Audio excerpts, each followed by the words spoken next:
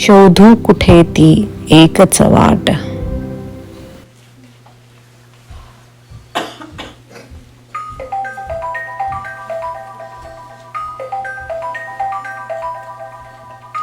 Hello?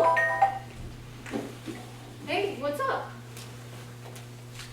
Did I see what in my bag? No, I don't know what you're talking about. Hold on.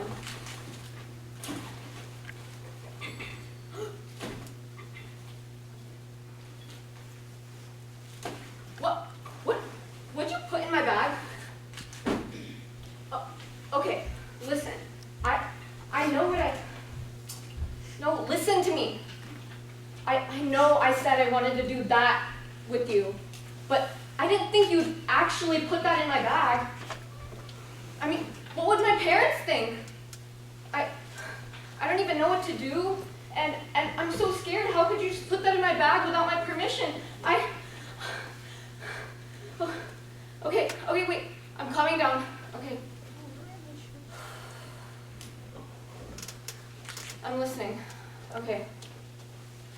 So, you said to take one packet, right? And nothing more? Okay. Okay, I got it. Yeah, I got it. All right. Bye. God, what have I gotten myself into?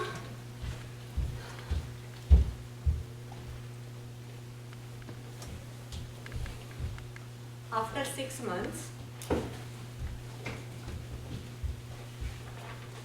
Nikita, आम्ही जरा बाहेर जाऊन येतोय ग. जायच्या आधी ती कामं बाकी आहेत ना अजून. असं काय होणार आहे या 4 दिवसात कोण सांग. शमिका, अगं मला याच्यामध्ये सगळे बँकेचे डॉक्युमेंट्स दिसत आहेत, पण ते लॉयरचे पेपर्स ते तू घेतलेत का? मला अजिबात दिसत नाहीत ह्या बॅगेत. घेतले उगाच घाई आणि तू टेन्शन देऊ नकोस रे बाबा. हा 10-11 वर्षातला अमेरिकेतला घोड उरकता टेन्शन येणार नाही तर काय होणार? इथे त्या इथल्या ऑफिसचं हँडओव्हर, तिथले त्या इंडियाच्या ऑफिसचं सेटअप, तिथल्या घराच्या गोष्टी आणि हिच्या कॉलेजच्या ऍडमिशनचं फायनलायझेशन, या सगळ्यामध्ये ना एक गोष्ट काही लक्षात राहत नाहीये माझ्या. अरे हो, पण चिडचिड करून काही होणार आहे का? हा, आपण नक्की फायनल केलंय का अजून काही सोल्युशन आहे? आता हिचे हे वेगळेच प्रश्न. आता हे सांगायचे आणि सोडवायचे म्हणजे चिडचिड होणारच ना. निकिता, आता तू प्लीज काही बोलू नकोस ग बाई. आता ठरवलंय ना ग बाबांनी सगळं. हा, ठरवलंय बाबांनी? हॅलो, जॉब गेलाय, विसा एक्सटेंड होणार नाहीये, कॉन्ट्रॅक्ट संपलंय, हे सगळं असताना मी काय ठरवायचं? हे बघा, भारतात जाण्याखेरीज ऑप्शनच नाही आपल्याला. ऍटलीस्ट तिथे नोकरी फायनल झालीये हेच खूप नाही का? आता उगाच आपलं इथे बसून अजून काय करता येईल याचा विचार करण्यात वेळ कशाला घालवायचा? Why don't you get it? मला खूप भीती वाटते तिथे जायची. You know, the culture, the lifestyle, the people, they're entirely different to me. हे बघ निकिता, आय अग्री की आपल्याला सगळ्यांना थोडा त्रास होणार आहे, पण अगं जमेल आपल्याला हळूहळू. आणि मी आणि बाबा आहोत ना तुझ्या बरोबर. आम्ही सगळं चांगलंच करू ना बाळा तुझ्यासाठी. हा, अगं What चांगलं? अबा माझा विचार पण करत नाही. The only thing he thinks about is his job and his visa. That's it. He doesn't even think about what I feel, and it's so annoying. Nikita, मला ही चर्चा परत नकोय.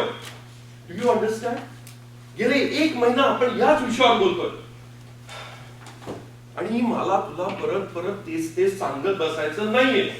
तू एवढी लहान नाहीयेस या सगळ्या गोष्टींचे इश्यू समजून न घ्यायला. वीरे, अरे ती लहानच आहे अजून. अरे जरा तिच्या दमाने तिच्या कलाकलाने घे ना. आणि मी काय म्हणतेय, आपल्याला खरंच दुसरं काहीच करता येणार नाही आता. हा, आपण त्या लॉयर्स बरोबर परत एकदा मीटिंग करायची का? निदान मी आणि निकिता इथे राहू शकतो का? किंवा काही दुसरं ऑप्शन आहे का? हे बघ, त्यांनी दिलेले काही ऑप्शन्स मला तरी ओके वाटले. 5 दिवसावर आपण परत जायची वेळ आली आणि तू अजून परत तेच उगाच बसणार आहेस का? अगं ते लाख ऑप्शन देऊ देत ना, पण पुढच्या वर्षी SAT द्या, कॉलेजेस शोधा, एवढा मोठा पैसा उभा करा, तो सुद्धा इंडियाच्या पगारावर म्हणजे लोन काढा. हे बघा, भारतात जाण्याखेरीज दुसरा कुठलाही ऑप्शन नाही आणि ग्रीन कार्ड नाहीये ना, त्यामुळे आपल्याकडे कुठलाही बाकी सवलती उपलब्ध नाहीयेत. त्यामुळे जे काही ठरलेलं आहे ते मुकाट्यानं ऍक्सेप्ट करायचंय. अरे पण आपण फक्त त्यांना हाच माझा शेवटचा निर्णय आहे. मी तुम्हा दोघींना इथे ठेवणार नाहीये. समजतंय का तुला? वीरेन, अरे किती ओरडतोयस तिला? हा निकिता, तू काळजी करू नका बाळा, मी आहे तुझ्याबरोबर. आणि हेच तू तिला सारखं जे पाठीशी घालतीये, सपोर्ट करते ना, म्हणून ती उलट बोलायला लागली आजकाल. शेफारत चालली आहे. आणि जरा तरी तिला समजून घे ना. आणि आपल्या या भांडणात बघ बघ तिच्याकडे, ती किती घाबरी खुबरी झाली आहे. मी तुला तेच सांगतोय, तिच्या या वागण्यामुळेच आपल्यातली भांडणं वाढतायत. आणि आता जेव्हा परत जाण्याची ऑप्शन नाहीये, तेव्हा आपल्यातली भांडणं होऊन चालणार नाही. खूप मोठी लढाई बाकी अजून. त्यामुळे हे तिच्या सगळ्या गोष्टी ऐकून घ्यायला आणि समजून सांगायला वेळ नाही आपल्याला. रादर तुला. ओ गॉड, वेळ. चला, ऑलरेडी लेट झालंय. Let's go. निघायला हवं. Hello, let's go.